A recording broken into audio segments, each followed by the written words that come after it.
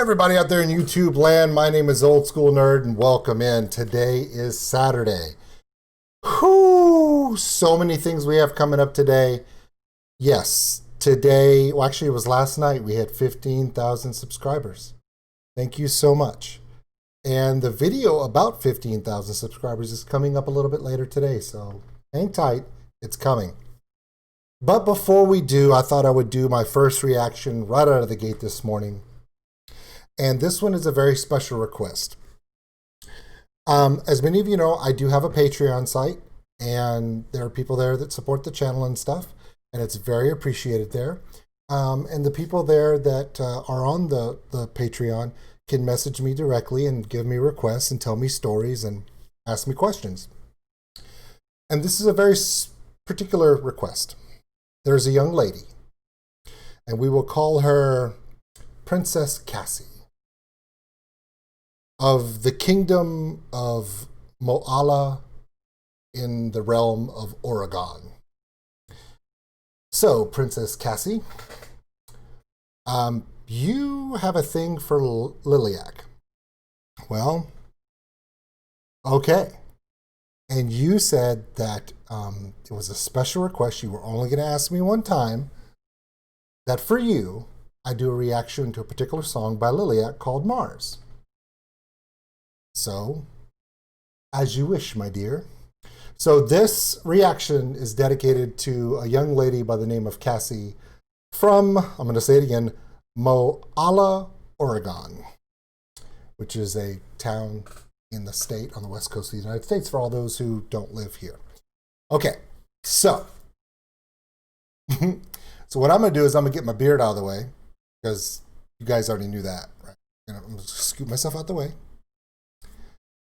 And let's get rid of this. Okay. All right. So this is Liliac, a live performance of Mars from Miss Cassie in Oregon from Old School Nerd. Everyone, please like and subscribe to the channel. Give us a thumbs up. Give us comments, suggestions, ideas, criticism, death threats. It's all good. But this one goes out to a special little lady that she just wanted to see me react to just one song that she liked. So, more than welcome to do so. Check us out on oldschoolnerd.com. It's got all the different ideas. Oh, I didn't mention that on oldschoolnerd.com, we have 2 brand new shirts. 2 new shirts that when you see them, you'll probably laugh your ass off. Anyway, so here we go. This is Liliac Mars for Miss Cassie. Let's check it out.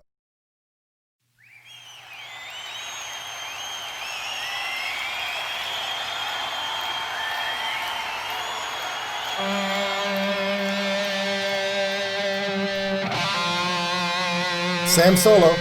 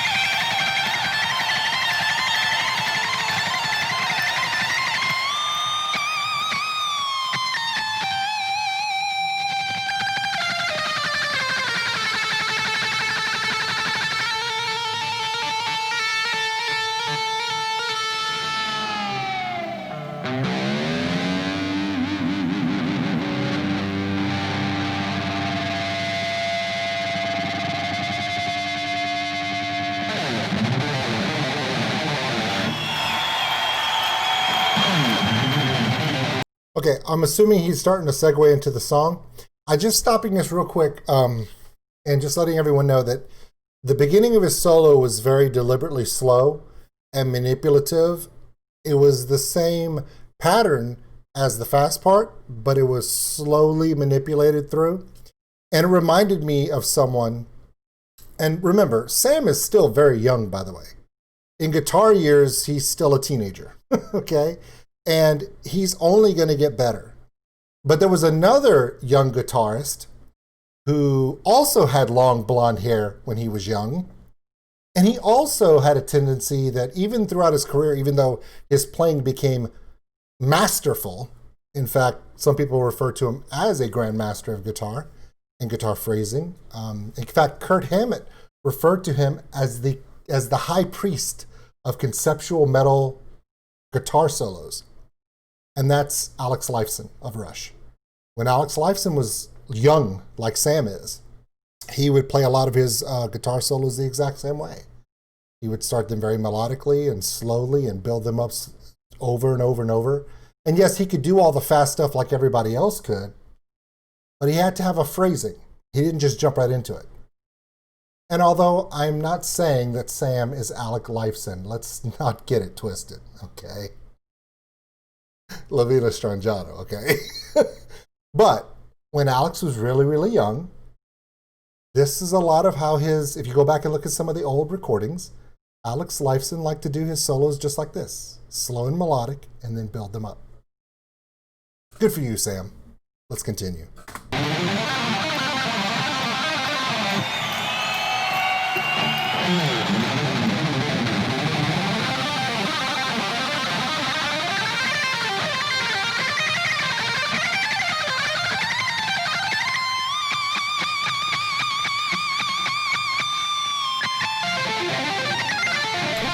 That right there, that reminds me of Alec Lifeson. And that's one of the things Kurt Hammett said about Alec Lifeson. You know, some of Kurt Hammond's, whether it be Master of Puppets or The Unforgiven, right? The song The Unforgiven on the Metallica Black Album. The guitar solo of Unforgiven, Kirk Hammett says in many interviews, he thought, how do I Alex Lifeson this shit? Because he wanted it to just not be a guitar solo. He wanted it to not just be his fingers flying around the guitar frets and strings. He wanted it to have a purpose and a carryover. Sam here stops the middle of that fast stuff and then does something that twists it over a little bit. So yes, Sam is young, but Sam gets it.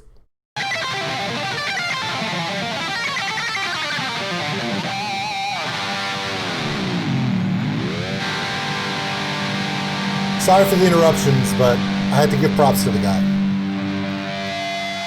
All right, give it up for Sam! Here comes Janis Joplin.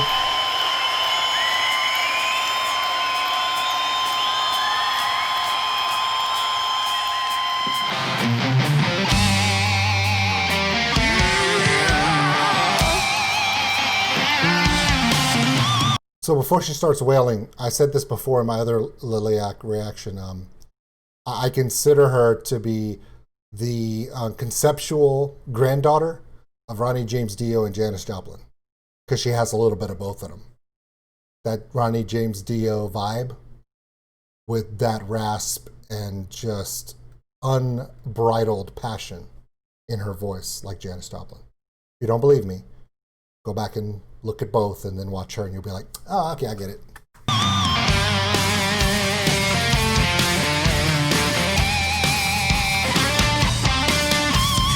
Can you feel the power, Lord? The countdown has begun. And will we ever find the truth and walk the chosen one? Come take my hand and let me see the stars fly away with me.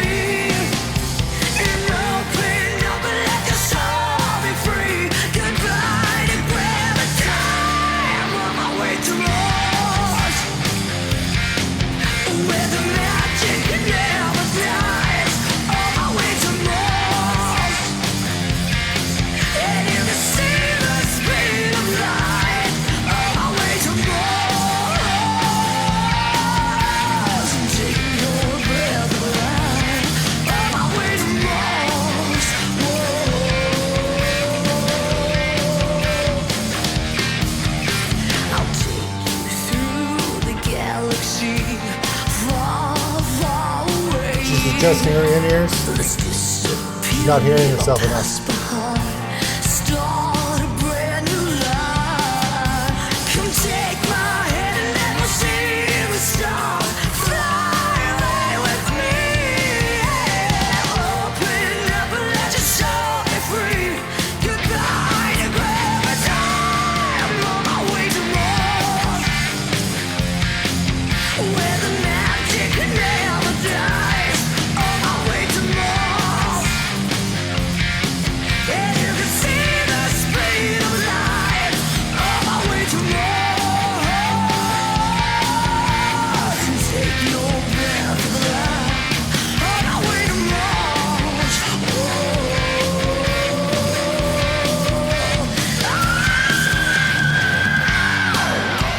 That was a good wail.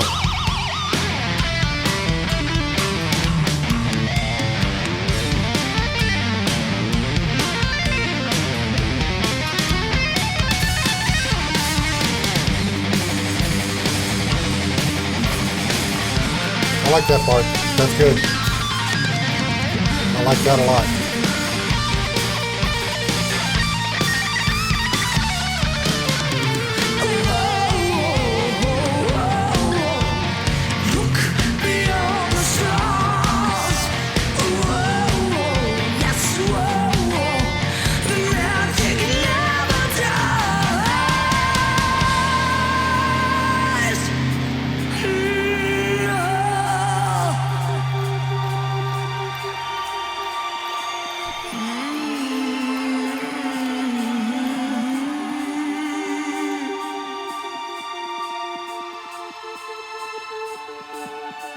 I'm on my way to the world of Janis Joplin. magic place. Yes, yes, here we stand.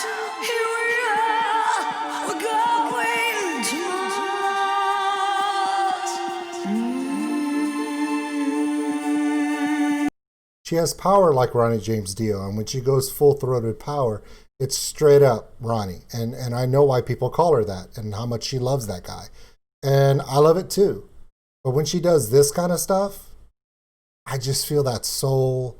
She just gets lost in the lyrics and her tone, and she communicates and resonates the passion in her voice and what she's feeling emotionally in the song. And nobody in the history of music, well, Kurt Cobain was pretty good at it too, but nobody conveys emotion, raw emotion, vocally like Janis Joplin. And this girl's doing it. Remember what I said. See the world upon my shoulders, yeah. Will you take my hand, take my hand, and fly, and fly, and fly away with me, yes,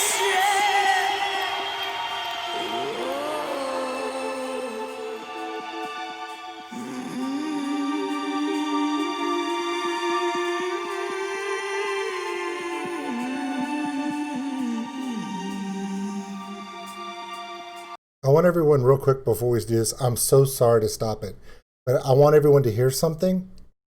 When it comes back in and they start playing again, I want you to pay attention to the drummer behind the lead singer.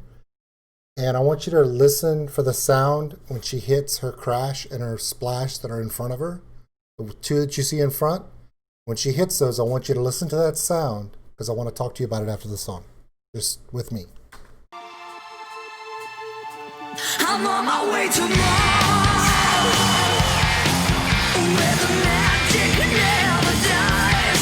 On my way to Mars, and you can see the speed of light. On my way to Mars, and take your breath of life. On my way to Mars, whoa, whoa.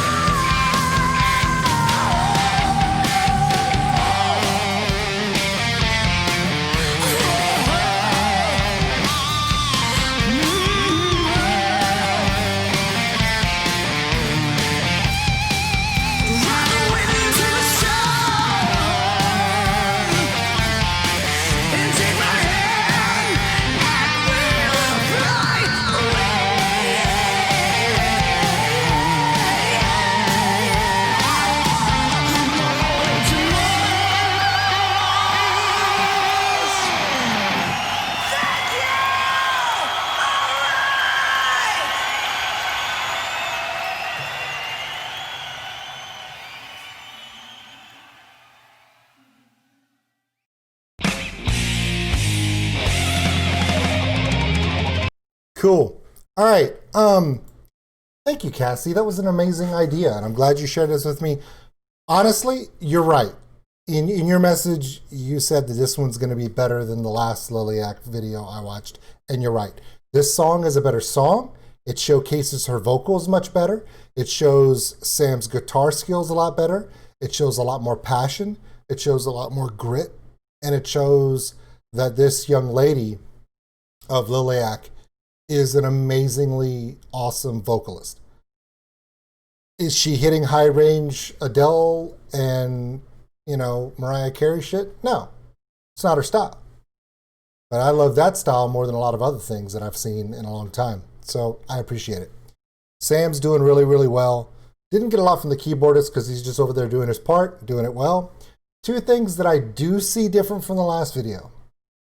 I don't know his name, the brother who plays the bass. He is much more comfortable in this song than the last song. I'm assuming he's gotten a lot better. Some of you said that when they first did the last video that I saw was right when they first started using him as a bass player. He was still learning to play the bass. He's much more comfortable in this song. And you could see his hand movements are much more coordinated, much more comfortable. And when you can play comfortable, you can just play. Here comes the critique. You ready? Okay, here's my critique. What the fuck are they doing with these cymbals in the front? Seriously. What are they doing with that? Okay, and this is what I'm saying. This is coming from a drummer, okay? Normally you don't set cymbals this far of a slant, okay? This one's actually in mid-motion coming up. But you see where this one's resting? If you notice when she was hitting them, you heard a little bit of a psst, but you didn't hear a resonant splash, like a psh. You didn't hear that, okay? And the reason why you heard just psh is because when you angle cymbals like this and you're hitting them with a stick like this, it's going to be a glancing blow. So you're not going to get a lot of resonance to begin with. Now, normally, if that's how the sound mix guy wanted it to sound like, that's how the production director wanted it to sound like, fine. But it didn't sound very good. There wasn't enough. I could hear the kick more than I could hear the cymbal. Normally, if you listen carefully, a lot of times, anytime you hit a cymbal hit, unless it's a syncopated off cymbal hit, it's gonna be in concert with a kick drum hit. So the idea is you want the splash, but you want it to be kind of boom with a little bit of a kick in it. All I heard was the kick. I couldn't hear the splash. Now, that comes from two things. Number one, the directional mics above that are pointing down to each one either are not very sensitive, they may have them turned down. That's a sound guy's thing. That's the production guy, the production directors, they decide how that's going to be.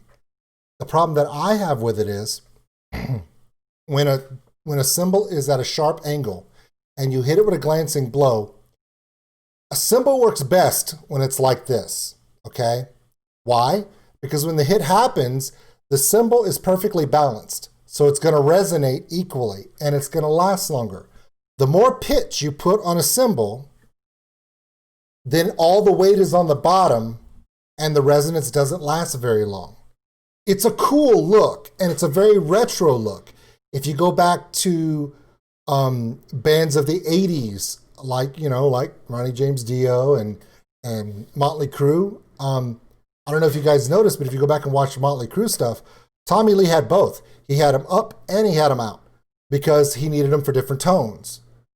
But in this instance, it's not helping the dynamics of the drums, in my opinion. Hey, this is just the idiot guy with the beard's opinion, by the way.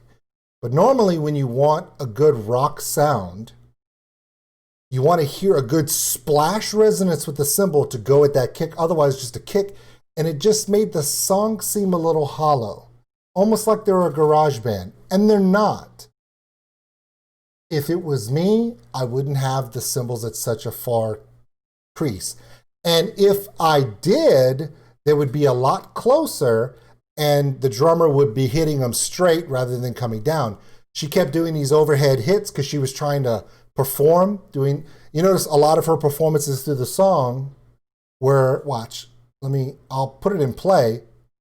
All of her hits are big. All of her hits are, she's staying, look, she's not, all of her hits are very deliberate, but she's not hitting it directly. It's a glancing blow. That's why you don't see that's why you see that circular motion and it settles down really quick. So that's the only problem I have with the song. Was just that one little, I just wanted more of a cymbal crash to go with that kick at the end of a run, and it would make it sound bigger, like heavy rock band arena big. Without it, it sounds more garage band. So, but that's the only thing that I noticed. Okay, again, it's my honest opinion. You know I'm going to do that. Okay, but overall, the band is much better than when I first saw them in the first video I did. This is a much better performance by everybody. The drummer was on point. She was on point the last one too. Sam was able to do a little bit more of himself and give a little bit more of his own flair to things, which you always want to see in a band. And let's not kid ourselves. The brother who's playing the bass, way better. Much more in the groove, which was awesome. And like I said, the estranged granddaughter of Ronnie James Dio and, oh my God, Janis Joplin. I mean, it's just so amazing. Some of you saw midway through the second verse, she reached up into her vest and started playing with something. She was adjusting her in-ear volume. Now, what happens is when you're dealing with in-ears, okay, I'll take one out. Okay, I'm going to show you what this looks like. Oh, I can hear now. Okay, on an in-ear, you're going to see in this one here, I have them two different colors. This one actually, when it's dark, will glow and have a light in it. So if I'm in the dark and I'm playing drums or something and there's no lights to see, I know which one goes in really, really easily. But there's a microprocessor and an amplifier in the actual ear, okay? What happens is she's adjusting her ears. Now, when you put these in, especially when you're on stage, you'll use, instead of these little cushions I'm using, you'll use an actual foam insert or a polymer insert that is they actually make a mold of the inside of your ear to where it's a seal. When you put these in, you're not going to hear anything but what's in your monitor. And I mean nothing but what's in your monitor. What happens a lot of times for a lot of artists, and if you see this in live performances, sometimes you will see an artist take one out, okay? When you see that, that's a bad thing. That means that they're pissed off. Either they can't hear themselves, or it doesn't feel right, it feels off, and it's making them very uncomfortable. The problem with it is if an artist takes one out, but not the other one, they're making a huge mistake. Because when you take one out, this one almost doesn't even work, and it winds up pushing much more volume into the ear than what you're expecting and can cause ear damage. Sometimes. But she made her adjustment and settled in. A lot of artists, they struggle. Especially I'm noticing like a lot of pop artists or R&B soul artists, when they come out and they play live, they're still used to working studio work. When they come out on like these, especially award shows, you'll see it all the time on the Grammys or the Billboard Music Awards or MTV stuff. You'll see them take ears out because the sound people that are doing the sound of that event are not the person that they work with normally. And if the mix isn't right in the middle of a performance, a lot of times artists will panic and pull them out and just try to go by what they hear in the house. Some artists are comfortable with it. It's not recommended because when you're using in-ears, if everyone in your band is using in-ears, that means you don't have any monitors on the floor, which means up on that stage, you're not really hearing anything. And what you are hearing is going to be an echo from the house PA reflecting back, which can throw your timing off. I noticed that she adjusted her volume in her in-ears to where whether she needed it to come down because she could hear too much of herself and not enough of her brothers and sisters, or it was not enough and she was turning it up. Now, some bands, and in some cases, especially if you're the drummer or the keyboardist, you can actually have what's called a control unit. Control unit is usually about this big, and it sits either next to your keyboard or it sits next to your drum set, and you can actually adjust the channels yourself and give yourself more guitar, more bass, less guitar, less bass, more vocal, less vocal yourself. But if you're the lead singer, you don't see a control panel anywhere near her. All she has is just her volume. So sometimes, and this is just, I don't know why I'm telling you all this, but it's a good example to explain how this works. When you're playing live and you're either a guitarist and you don't have a free hand, or you're a bass player or a singer and you're in front of everyone, you can't just sneak off and adjust a box that would be obvious to see. So sometimes you may actually see an artist and they'll have cues for their sound guy or sound woman where they'll point to someone and they'll go like, hey. And if you see the other hand and they're like this, like do this, they'll like do like this while they're pointing at their friend, and they'll do like a little hand signal or like a two or whatever. That's a signal to the to the sound person saying, hey, I need more of that person in my ears. They may not do it in the middle of a song, but they will do it. They usually have a signal, because let's be honest, when you're playing live, shit happens.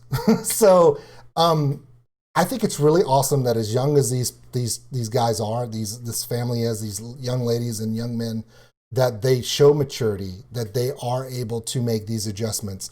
Sam, during his guitar solo, had both of his in-ears out because he wanted to hear. There's a reason. Your in-ears are the line in, okay? Your monitor line in with no effects, okay? Which means if you're playing guitar and you're having your in-ears in, you're not hearing all the resonance and delay and effects and everything. You're just hearing the line in feed.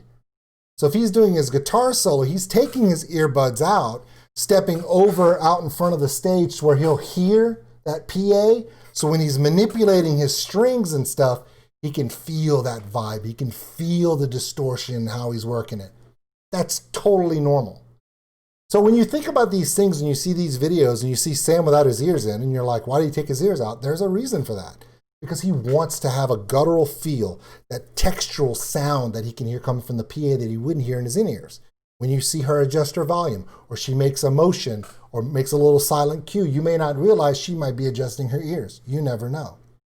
That's just something for you to realize.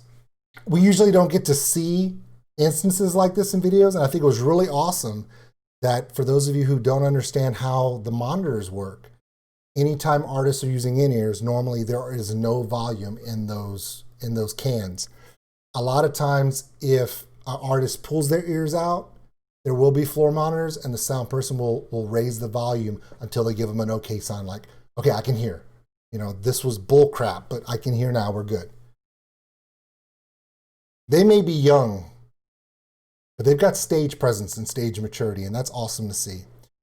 Miss Cassie, thank you so much for this suggestion. This was an awesome video, and I'm so glad I could react to it for you.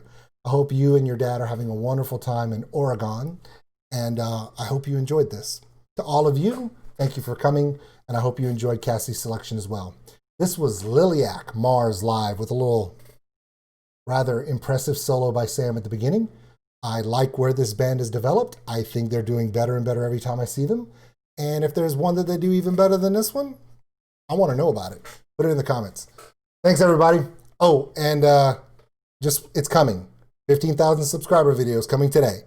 You just got to be patient. Patient. I can't believe I just asked all of you guys to be patient. Oh, it's not even in your dictionary.